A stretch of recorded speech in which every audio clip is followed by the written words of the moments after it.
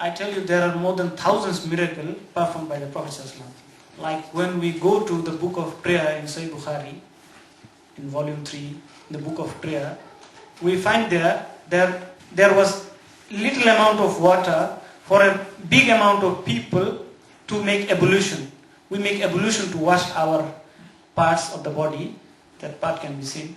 And the water was very less amount. So the Prophet ﷺ, the pot that they have with water, there was gush of water was beneath from his fingers. And there are other examples, like in the Quran also says, in Surah Isra chapter 17 verse number 1, about the Prophet ﷺ, he visited the heaven. These are the miracles. But there are many other miracles which the Prophet ﷺ split the moon. And there are other miracles like Prophet, so many things he did at the time when he lived. But we Muslims, we never boast those miracles because we cannot go back to that time to prove whether these miracles were truth or not. What we say, that Prophet Muhammad ﷺ, he always say that this is not my miracle, but the miracle, the power has been given to me by Allah. So that the people may understand that no, he is a messenger. Like I told you about many miracles performed by Jesus, peace be upon him. He gave life to the dead by God's permission. So that miracle for that time, when people convinced. Prophet Muhammad, peace be upon him, he performed thousands of miracles. You can find the list where if you go to internet and if you go abdurrahman.org, the miracle by the Prophet. And it will give you a very illustration with the authentic hadith number, which book, which hadith and the hadith number, and what are the miracles. But the biggest miracle of Prophet Muhammad, peace be upon him, is the Quran that we boast. And what are the other miracles? The second question, I think I answered the second questions during this part, that there are hundreds and thousands, like Prophet ﷺ ascension to heaven. He went to the heaven and he met all the prophets and he had a meeting with Allah subhanahu wa ta'ala about our prayer, about the salah. So we call it miraj. And there are other events which he speaks in the Quran. And there are other events, the miracles which is found in the hadith. So these are the miracles. It was happened during the lifetime of the Prophet, which is still mentioned. We can't say that these things is not happened, because we can go back to time. Either we can prove it. What we can prove, that's what I presented. That look, this is what we can prove today, his ultimate miracle. Reverend Boswell Smith, he said, this is the miracle, indeed it is. And Prophet Muhammad ﷺ, he always boasts about this last and final miracle given to him by Allah. I hope that this is the answers of the first two questions, and we can, the third questions, I have short-term memory. Okay. I forgot it very often. There were actually 4 questions. The third one was, some people use numbers to prove other miracles in the Quran. How do you look about that? Yeah, I remember. The last 2 questions, I think I can remember now. They're about the Prophet ﷺ married, was Aisha when she was at the age of 6. And the third question is that many people use numbers to show the miracle in the Quran. Like some of them I know of, that 786, some people in some countries, they use this numerical term to write Bismillah. I said, look, there are various examples put forward by these people who made this research, but these are not the fact, and the Prophet ﷺ, he never used, because he was the interpreter of the Quran. Bismillah means in the name of Allah, Ar-Rahman, Ar-Rahim, who is most merciful, who is most gracious. 786, it does not mean anything, it's a number. So numerical value in Islam, in some extent it does not have any value. But if you say that in Quran says in Surah Nur chapter 24, Nur means light. And if you say mathematics in Quran, yes, there are mathematics. Like Quran speaks about various things about new numbers. When it comes to inheritance, Quran says this portion, 1/3, 1/2, 1/4, 1/6, numbers. The word Nur means light. This occurred in the Quran 24 times. And the number of the chapter is 24. This is also mathematics. So this number may have value, but if we say 24, it does not mean Surah Nur. So the numerical value, in some extent, it does not carry any value. If you say 786, or there are some other explanation also too. But what we can see, what is visible.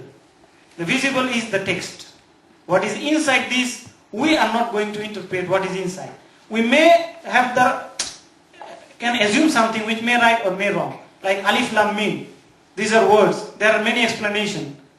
So we were not going to the depth of this. What is fact, what is required for us, we just sting on it.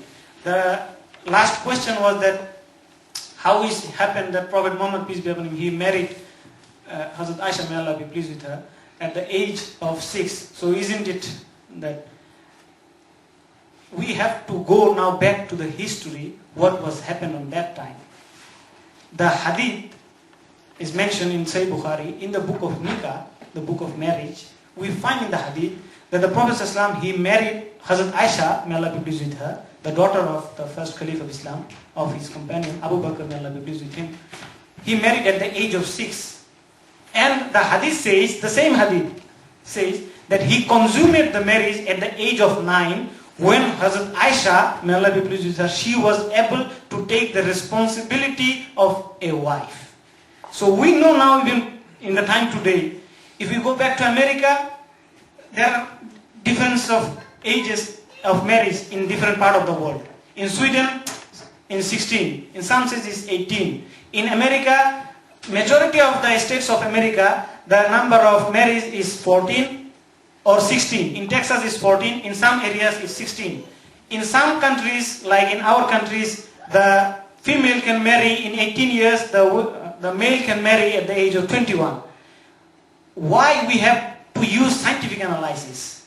Now, any girl, if we see in Sweden now, because if you ask me, I can see a girl study at school level or a gymnasium, she is 6, 7, 8 or 9 years of age, but she is physically grown up enough and she can look about her toiletries. And she is understood about her responsibility to be a wife. And she has a right to choose her life partner or her husband.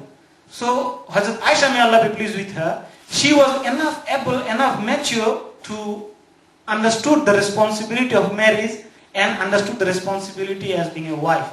So this was not that something is strange. This was Arab tribes. All of the people they lived on that area, this was their practice, that they can understand the responsibility on that age. You know that the girls, the sisters, they have certain period. And when it starts, many they got maturity in early age, many they got later. But the hadith clearly says that Hazrat Aisha, may Allah be pleased with her, she understood every responsibility. And the Prophet waited for 3 years after the marriage to consummate the marriage. If you do not know what is consummate of marriage, that is the appearance. When he got relation with Hazrat Aisha, he waited for 3 years so that Hazrat Aisha, may Allah be pleased with her, she got enough mature and she understood that the responsibility of her to become a wife or to become a mother, and then the Prophet consummated the marriage. He married at the age of 6, but he finalized the marriage at the age of 9. And this is very practical and very logical. If you ask some girls, even in Sweden, even in America, even in Europe, they got maturity at the early age. So it is not a problem, it is our way of thinking. Now Islam says we are not allowed to inherit any women against their will. Surah Nisa is addressed to the women, and in Surah Nisa chapter 4 verse 90, Allah says you are not allowed to consummate or inherit any women against their will. So it was the will of Hazrat Aisha, may Allah be pleased with her, to marry the Prophet, and the Prophet also willed to marry her. And when she grown up, then Prophet consummated the marriage so that there is nothing dispute happen. I hope that scientifically we have evidence today to prove that at the age of 9, a woman or a girl can understand her responsibility. So that is nothing difficult for her to marry. I hope that I answered all the questions. Is there anything left? No? We have for the paper, we have one more question over here. Okay, we'll take the paper after that one. Then I will take you. Can I just give a short comment? Okay, It's very important topic, and I know that a lot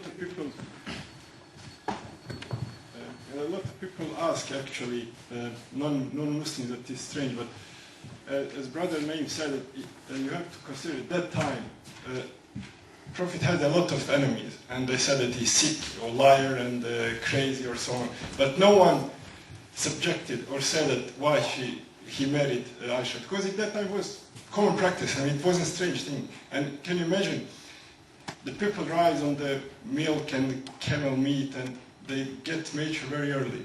So it wasn't, no one of the enemies never said that it's something strange in that. because it was very common practice, and as if you marry today, it's 20 age girl or so. So it's Okay, so now we take Assalamu alaikum, brother.